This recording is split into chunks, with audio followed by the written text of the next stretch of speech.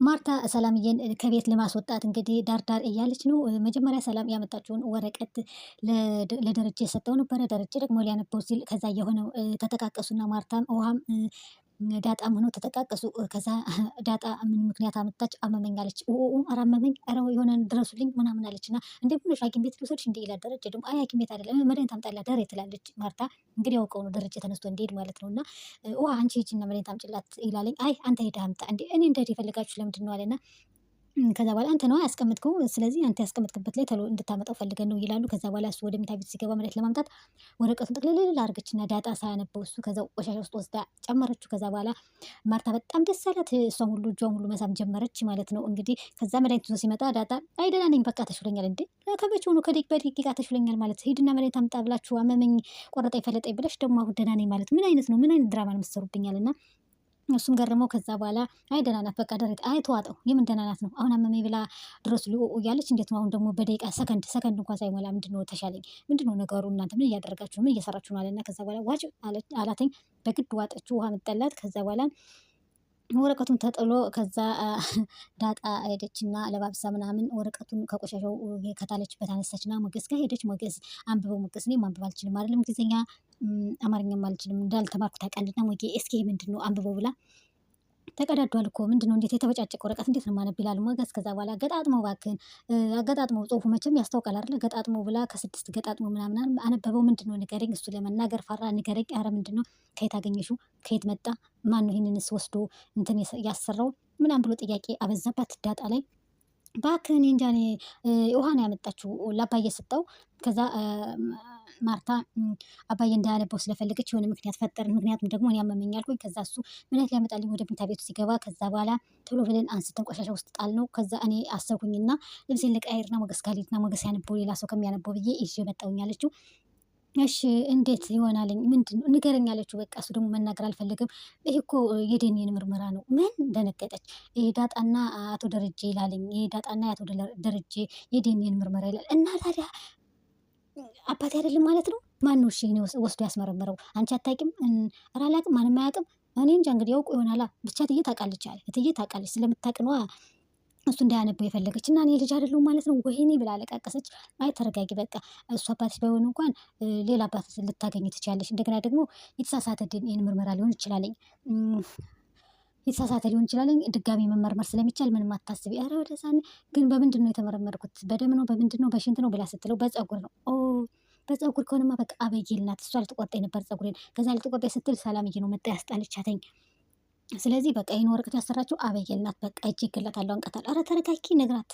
እንኳንም አባትሽ አላነበበው እንኳንም ይህንን ሙድ ተጠቅማችሁ እሱ ሳያነበው ቀረ። አንቺም ቶሎ ብለሽ ቆሻሻ ውስጥ እንኳንም ጣልሽው። እንኳንም አባትሽ አላነበበው ልጅ አለመሆንሽንም እንኳንም አላወቁ። እንኳንም ሴትዮዋ ማርታ ልጅ መሆንሽን አላወቁ። በጣም ደስ ይላል። በነፃነት ትቆያለሽ በውስጥ ለውስጥ በቃ አባትሽ እንደሆነ ብታውቂም ግን ደግሞ እነሱ እንኳን አባትሽ መሆኑን አላወቁ ብሎ ሞገስ ተደሰተ ማለት ነው።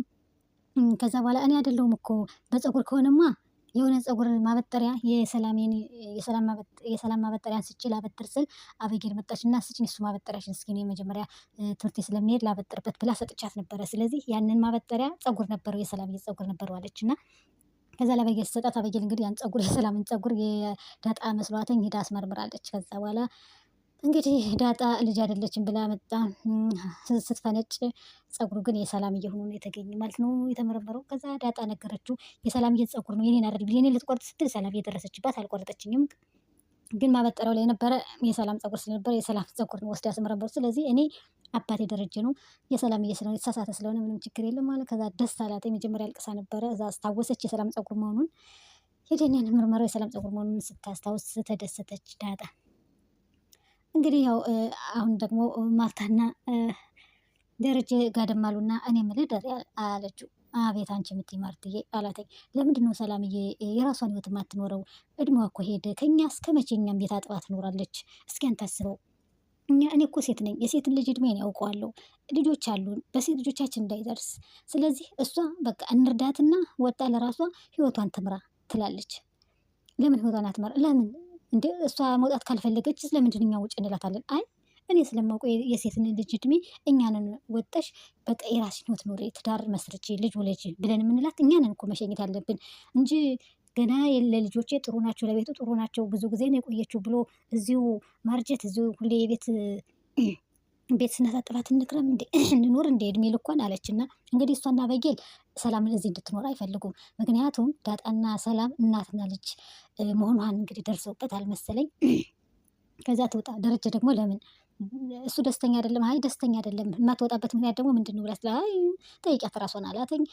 ከዛ በኋላ በቃ ጠይቃትና እነግራለሁ አለች። እሷ ደስተኛ አይደለችም። እሱ እንግዲህ እሱም ደስተኛ ማለት እሷ እንድትወጣ ደስተኛ ናት፣ እሱ ደግሞ ደስተኛ አይደለም። እንግዲህ ደረጀ አንደኛ የዳጣ አባት ነው፣ ሁለተኛ ደግሞ ሰላም የእሱ የድሮ ሚስት መሰለችኝ እና እንደዛ ነው ነገሩ። አበጌልም እየሄደች ለምንድን ነው አንቺና ዳጣ ግን ከዚህ ቤት ውልቅ ብላችሁ የማትሄዱት? አንቺ የሷ ጠበቃ፣ እሷም አንቺ ጠበቃ፣ እንዲህ ሁለታችሁ ባላያችሁ ለምንድን ነው አበጌል? ለምንድን ነው የምወጣው? ለምን አንቺ ትቼ? ኧረ እኔም ብለሽ ኧረ እኔ አልፈልግሽም በወጣሽልኝ። እንግዲህ አበጌልና እንትና ተመካክረው ነው እንድትወጣ የፈለጉት ማርታ እናትና ልጁ። ውሃ ደግሞ ወደ እንትና እያጥና ነበር እናቴ። ከዛ ሄደችና እናቴ የተረት ተረት መጽሐፍ ፈልጌ ነበር። እንዲ አንቺ እኮ ህፃን አይደለሽም፣ የ7 ዓመት የ6 ዓመት ልጅ እኮ አይደለሽም የተረት ተረት መጽሐፍ ትፈልጊ። ስለዚህ ሌላ ልቦለድ፣ ትረካ፣ ታሪክ ምናምን ነው እንጂ ሳይኮሎጂ እንጂ ደግሞ የምን ተረት ተረት ይላታል።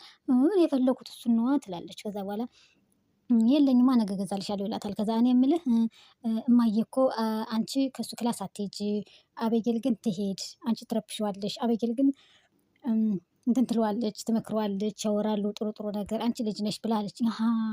እማዬም ለካ ትገፋፋታለች አበጌል ወደ እኔ ቤት እንድትመጣ፣ ወደ እኔ ክላስ እንድትመጣ አበጌልን ትገፋፋታለች ማለት ነው። እማዬ ይገርማል፣ እሷ ለካ እንደዚህ ታደርጋለች። እኔማ ቆይ እያለ እየፎከረ እሷንም ነገ እገዛልሻለሁ የተረት መጽሐፉን ብሏት ወጣች። አበጌል አትዋሽም ማለት ይቺ ውሃ አትዋሽም፣ በቃ የተባለውን ሁሉ ነው የምትነግረኝ እና አትዋሽም።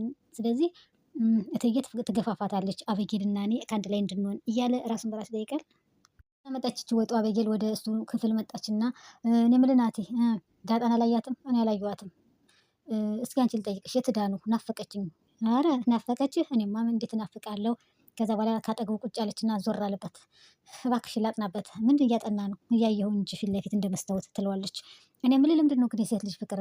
አንተ መጽሐፍ እያነበብክ ነው? የሴት ልጅን እንትን የማትረዳ ስሜት የማትረዳ ግን ለምንድን ነው የምታነበው መጽሐፍ? ለምን ምንድን ነው ድንጋይ ላይ ውሃ ማፍሰስ እኮ ነው። አንተ የሴት ልጅ ስሜት የማትረዳ የአንተ መጽሐፍ የአንተ ትምህርት ውሃ ቢወቅቱ ትንቦጭ እያለች በቃ እንትን ትለዋለች። ግን ለምንድን ነው ምን አድርጌ ነው ምን ጎሎኝ ነው እያለች እኔ ጊዜው አይደለም በቃ የኔ እና አንቺ በወንድምነት ለምንድን ነው የምትይኝ? ወንድም አትበይኝ፣ እሱ እህቴ ነሽ ብለህ በወንድምነት አትበለኝ። በቃ እኔ አፍቅሬያለሁ፣ ፍቅሬን ተቀበለኝ እባክህን አታሰቃየኝ ትላለች። ማርታ ግን ወይኔ ለልጇ ሰላምን በልጇ ምክንያት ልታስወጣ፣ ዳጣንም እንደዚሁ። እንግዲህ አበየልና ናቴ አንድ ላይ እንዲሆኑ ፍቅረኛሞች እንዲሆኑ ነው የምትፈልገው። ከዛ ሰላም እየመጣችና ዳጣ ተቀምጣ ነበረ። እኔም አሁንማ በግላጭ ብቻሽን አገኘሁሽ አለቻትና ሰላምዬ እኔ የምልሽ ዳጣ አለቻት። አንቺ የምትይኝ ይህን የመሰለ ውበት ይዘሽ አሁን እኮ ይሄ ለጋ እድሜሽ የምትጀናጀኝበት በቃ የምታወሽበት እድሜሽ ነው። አበጌል ብትቀና እኮ አይፈረድባትም ማለት እንዴ ምንድን ነው? እኔ እኮ ለራሴ ጾታዬንም አላውቅም። እኔ የራሴ ስለራሴ ምንም የማውቀው ነገር የለኝም ትላለች። እንግዲህ ራሷን ታጣጥላለች። ዳጣ እንደሱ ቆንጆ እኮ ነሽ፣ የመጨረሻ ቆንጆ ከቁመና ከመልክ ሁሉ ነገር የሰጠሽ ከጸባይ ጀምሮ ትላታለች። የምልሽ አንቺ የት ነው የተወለድሽው? የት ነው ያደግሽው? ምናምን ይህን ነገር ደጋግመሽ ጠየቅሽኝ። እኔ ጎዳና ነው ያደግኩት፣ ያደግኩትኝ አዲስ አበባ። አባዬ እና ታዲያ አባትሽ ደረጃ ይዞሽ የመጣ ከጎዳና ላይ አንስቶ ነው? አዎ።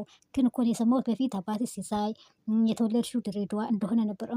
እንደዛ ነው እንደ ረስቼ ትላታለች።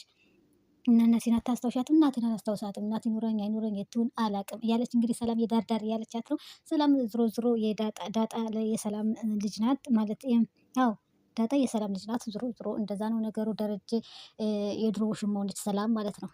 እንግዲህ ነገሩ እየተጋለጠ ነው። ማርታ እንግዲህ ሰላምዬ ለማስወጣት ዳርዳር እያለች ነው። ዳጣና ሰላምን ከአንድ ላይ እዛ ቤት ለመጥረግ አቤጌል እንዲመቻት ማለት ነው።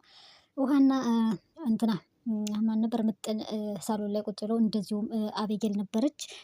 ውሃ እንደዚህ እንትን ሃይላንድ እያቆሙ እየተጫወቱ 1 2 3 እየተባባሉ ነበር። ከዛ አቤጌል እኔ የምላችሁ ሂዱና እስኪ ናቴን ናጫውተን ሳሎን ብላችሁ እየዛችሁት ነው ትላችኋለች። ከዛ ሄዱና ናቲ እንዴ በስል ምን ልታርጉ መጣችሁ አላቸው ሁለቱ ሲገቡ ምጥንና ውሃ።